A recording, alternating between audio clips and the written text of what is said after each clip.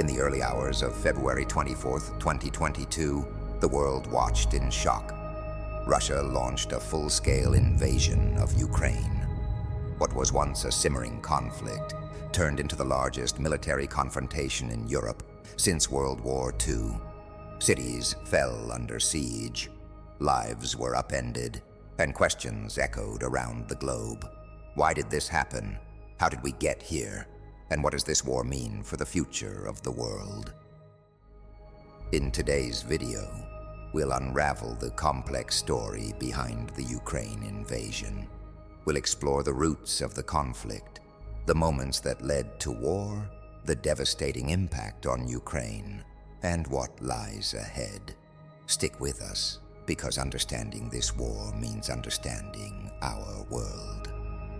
To truly understand the invasion of Ukraine, we have to go back, not to 2022, not even to 2014 when Russia annexed Crimea, but decades earlier, to the founding of the North Atlantic Treaty Organization, otherwise known as NATO, and the collapse of the Soviet Union in 1991.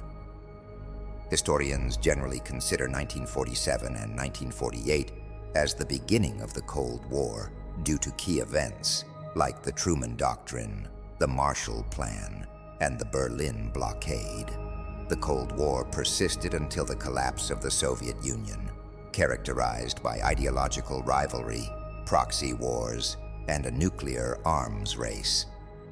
Tensions escalated between the two emerging superpowers, the United States and the Soviet Union, along with their respective allies. The U.S. viewed communism as a direct threat to democracy, freedom, and capitalism. In 1947, President Harry S. Truman articulated the Truman Doctrine, which stated that the U.S. would provide political, military, and economic assistance to democratic nations under threat from external or internal authoritarian forces. This was because of the domino theory, which suggested that if one country fell to communism, neighboring countries would follow, spreading communism throughout the region. This theory shaped U.S. foreign policy decisions throughout the Cold War. The Marshall Plan, officially known as the European Recovery Program, was an American initiative launched in 1948 to provide economic aid to Western European countries recovering from the devastation of World War II. Named after then U.S. Secretary of State George C. Marshall, the plan aimed to rebuild war-torn regions, remove trade barriers, modernize industries, and prevent the spread of communism by fostering economic stability. On June 24, 1948, the Soviet Union imposed a blockade on West Berlin, cutting off all rail, road, and canal access to the city. The aim was to force the Western Allies to abandon their sectors of Berlin, thereby giving the Soviets complete control over the city. With 2.5 million residents in West Berlin facing shortages of food, fuel, and other essential supplies, the situation quickly became a humanitarian crisis. The blockade was a direct challenge to the Western Allies' resolve and posed a critical test of their commitment to the principles of democracy and self-determination. The U.S. aimed to maintain a balance of power and prevent the Soviet Union from dominating Europe and other regions. Stopping the spread of communism was seen as a way to maintain global stability and protect American interests. After the ending of World War II, 4 years later, NATO was founded on April 4, 1949, with the signing of the North Atlantic Treaty. The original 12 members were the United States, Canada, Belgium, Denmark, France, Iceland, Italy, Luxembourg, the Netherlands, Norway, Portugal, and the United Kingdom. NATO was designed to counterbalance the military power of the Soviet Union and its Warsaw Pact allies, established in 1955 as a countermeasure to NATO. The key principle of NATO is Article 5 of the treaty states that an armed attack against one member is considered an attack against all, underscoring the principle of collective defense. When the Soviet Union collapsed in 1991, it left behind a power vacuum. 15 new countries emerged from the Soviet bloc, including Ukraine. Ukraine, rich in culture and resources, found itself at a crossroads. Geographically, it was positioned between Russia to the east and Europe to the west. Ukraine's independence marked the end of centuries of domination by foreign powers and the beginning of its journey as a modern nation-state. Russia's leaders never fully accepted Ukraine's independence. They saw Ukraine not just as a neighbor, but as a critical piece of their sphere of influence. And to Russian President Vladimir Putin, Ukraine was a symbol of lost power and prestige. Russia has consistently opposed NATO's eastward expansion, which it views as a direct threat to its security. Ukraine's aspirations to join NATO and its increasing cooperation with Western powers were perceived by Russia as crossing a red line. For Ukraine, independence brought both promise and peril.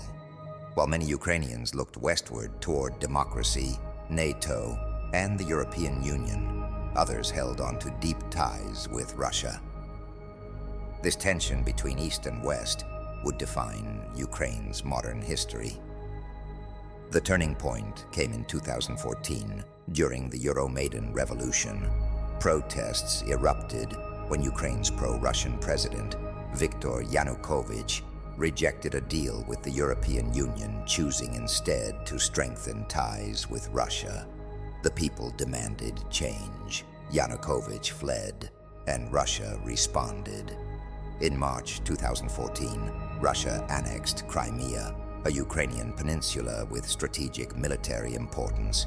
It was the first time since World War II that borders in Europe were redrawn by force.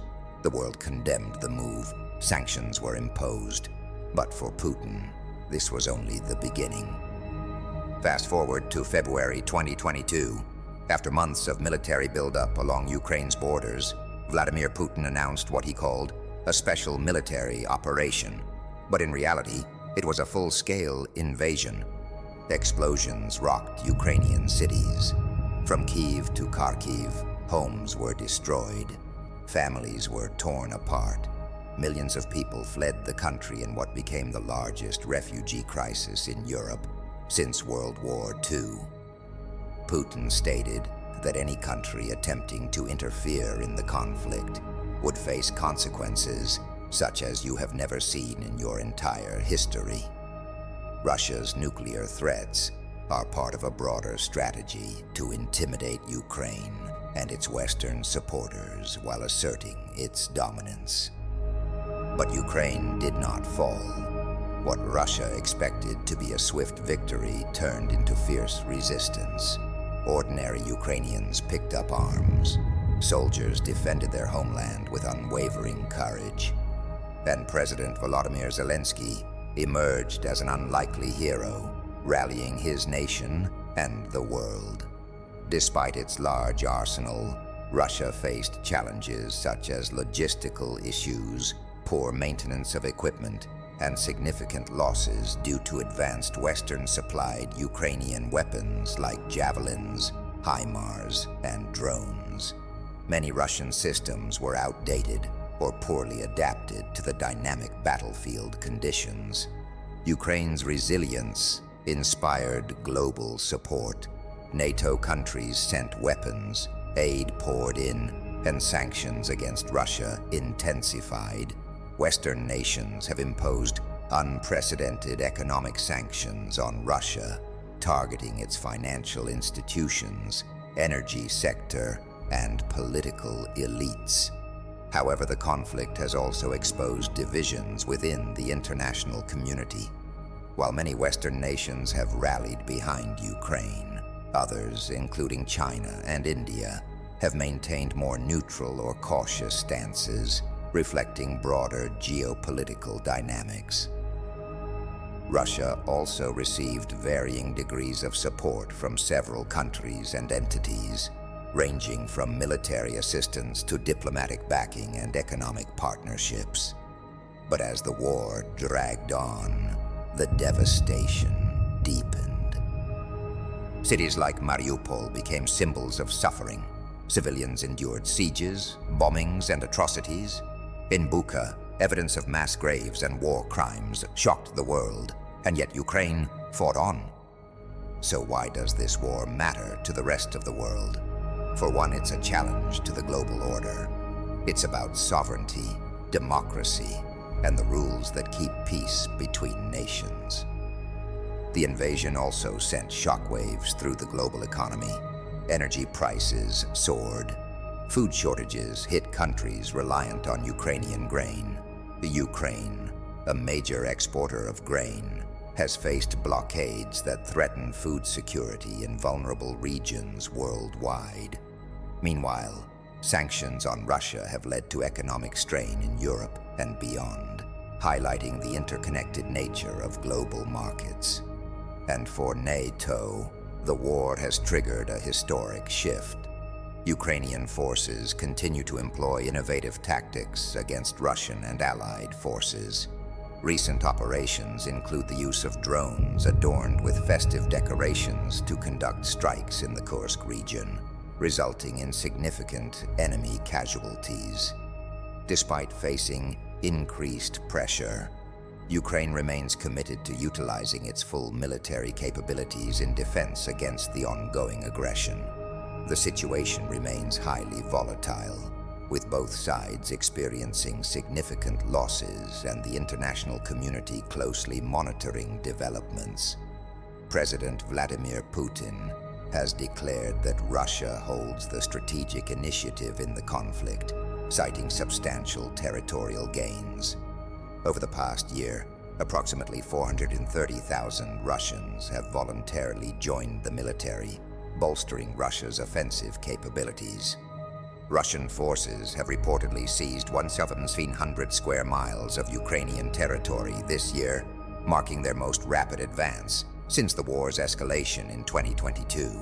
The Ukrainian counteroffensives in 2022 and 2023 reflect the complexities of modern warfare in the face of a well-entrenched adversary. While some operations resulted in significant gains, others fell short of their objectives due to strong Russian defenses and logistical difficulties.